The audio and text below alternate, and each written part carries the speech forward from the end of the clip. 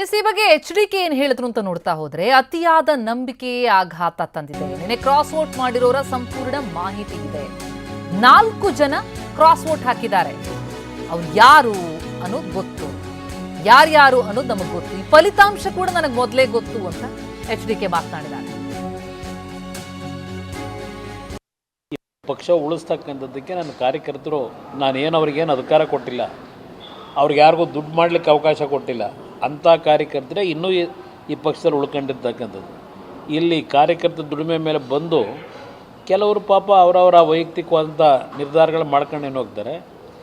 ನನಗೆ ನೆನ್ನೆ ಚುನಾವಣೆಯಲ್ಲಿ ಯಾರು ಕ್ರಾಸ್ ಔಟ್ ಮಾಡಿದ್ದಾರೆ ನನ್ನ ಹತ್ರ ಸಂಪೂರ್ಣ ಮಾಹಿತಿ ಇದೆ, ಸಂಪೂರ್ಣವಾದ ಮಾಹಿತಿ ಇಟ್ಕೊಂಡಿದ್ದೇನೆ. ಅದರಿಂದ ನಾನೇನು ವಿಚಲಿತನಾಗಿಲ್ಲ.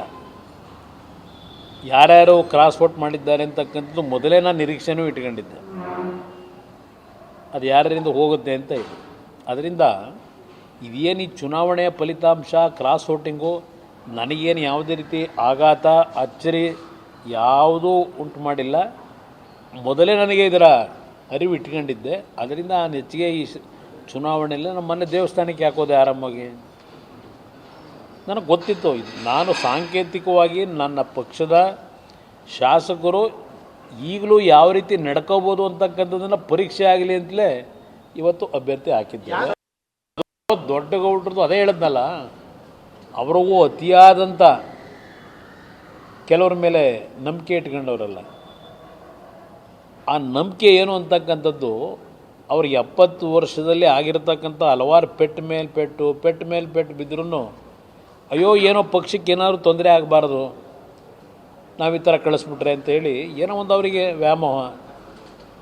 ಆ ವ್ಯಾಮೋಹದಲ್ಲಿ ಅವ್ರ ಪಾಪ ಎಲ್ಲರನ್ನೂ ಉಳಿಸ್ಕೋಬೇಕು ಅಂತ ಟ್ರೈ ಮಾಡ್ತಾರೆ. ಆದರೆ ಆ ದೇವೇಗೌಡರು ಇಟ್ಕೊಂಡಿರ್ತಕ್ಕಂಥ ದೇವೇಗೌಡರು ಈ ದೇವೇಗೌಡರಲ್ಲ, ಅಲ್ಲಿ ಬೆಂಗಳೂರಿದ್ದಲ್ಲ ಆ ದೇವೇಗೌಡರು, ಅವರು ಇಟ್ಕೊಂಡಿರ್ತಕ್ಕಂಥ ಒಂದು ಆತ್ಮೀಯತೆ, ವ್ಯಾಮೋಹ, ಒಂದು ನಂಬಿಕೆ ಉಳಿಸ್ಕೊಳ್ಳದೆ ಇದ್ರೆ ಏನು ಮಾಡೋಕ್ಕಾಯ್ತದೆ? ಇಲ್ಲ, ಈ ವಿಷಯದಲ್ಲಿ ಯಾವುದೇ ಕಾರಣಕ್ಕೂ ಬರೀ ಇದೊಂದೇ ಅಲ್ಲ, ಹಲವಾರು ಕ್ಷೇತ್ರದಲ್ಲಿ ಇದೇ ಇದೆ ಅವರಿಗೆ, ದೇವೇಗೌಡರಿಗೆ. ಏನು ಮಾಡೋದು? ನಾವು ಕೊನೆಗೆ ನೀವು ಹೇಳ್ದಂಗೆ ಅವರಿಗೆ ಗೌರವ ಕೊಡಬೇಕು ಅಂತೇಳಿ ಕೆಲವು ವಿಷಯದಲ್ಲಿ ಅವರು ತೆಗೆದುಕೊಳ್ತಕ್ಕಂಥ ನಿರ್ಧಾರಕ್ಕೆ ತಲೆಬಾಗಿದ್ದೇವೆ. ನಿಮ್ಗೆ ಹೇಳಬೇಕು ಅನ್ನೋದಾದರೆ,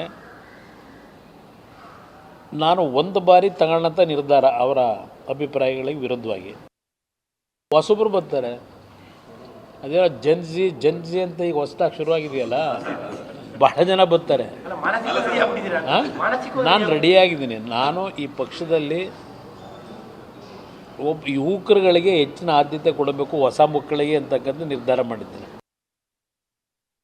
ಎಸ್, ಇನ್ನು ಎಷ್ಟು ಜನ ಕ್ರಾಸ್ ವೋಟ್ ಹಾಕಿದ್ದಾರೆ ಅನ್ನೋದ್ರ ಬಗ್ಗೆ ಕೂಡ ಮಾತನಾಡಿದ್ರು ಕುಮಾರಸ್ವಾಮಿ. 4 ಜನ ಕ್ರಾಸ್ ವೋಟ್ ಹಾಕಿದ್ದಾರೆ. ನಿನ್ನೆ ಕ್ರಾಸ್ ವೋಟ್ ಮಾಡಿರೋರ ಸಂಪೂರ್ಣ ಮಾಹಿತಿ ಇದೆ ಅಂದಿದ್ದಾರೆ HDK. ಚರ್ಚೆ ಆಗಿದೆ.